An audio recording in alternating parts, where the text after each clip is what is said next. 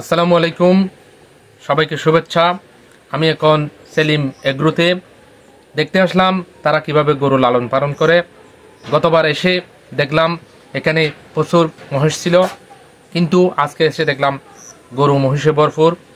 লাল বলদ, সাদা বলদ, সাথে রয়েছে বড় বড় মহিষ। আমার পেছনে দেখতে পাবেন একটি বড় আকারের মহিষ দাঁড়িয়ে রয়েছে, তার নিঃশ্বাস নিচ্ছে, ফোঁস ফোঁস করে নিঃশ্বাস নিচ্ছে। চলুন গরু মহিষগুলো ঘুরে দেখি।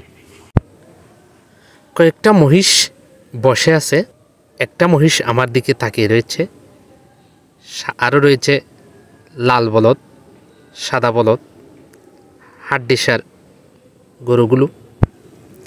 কি খাবার দিয়ে মোটা তাজা করে সে খাবারগুলো একটু দেখে আসি।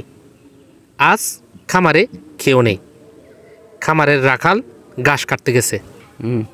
তারা এসিআই কোম্পানির মিটমোর, নারিশ কোম্পানির মিক্স ভুসি, সাথে গমের ভুসি, গরুর খাদ্যের উপর নির্ভর করে খামার।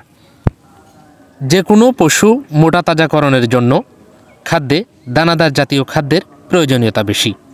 গরুর দানা জাতীয় খাদ্যের মধ্যে রয়েছে কুঁড়া, গমের ভুসি, চাউলের খদি, খৈল, কলাই, মটর, খেসারি, শুকনা কুড়া ইত্যাদি। এগুলো একসাথে মিশিয়ে গরুর শারীরিক ওজন ও চাহিদা অনুযায়ী খাওয়াতে হবে।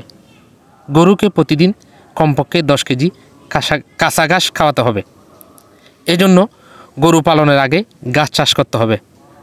যাদের ঘাস চাষ করার কোনো উপায় নেই, তাদের গরু পালনের কোনো দরকার নেই। গরুর ওজন 100 কেজির বেশি হলে প্রতি 50 কেজি ওজনের জন্য দানাদার 1 কেজি এবং ঘাস 5 কেজি যোগ করে হিসাব করতে হবে। যেমন 150 কেজি ওজনের গরুকে দানাদার 3 কেজি এবং ঘাস 15 কেজি দিতে হবে।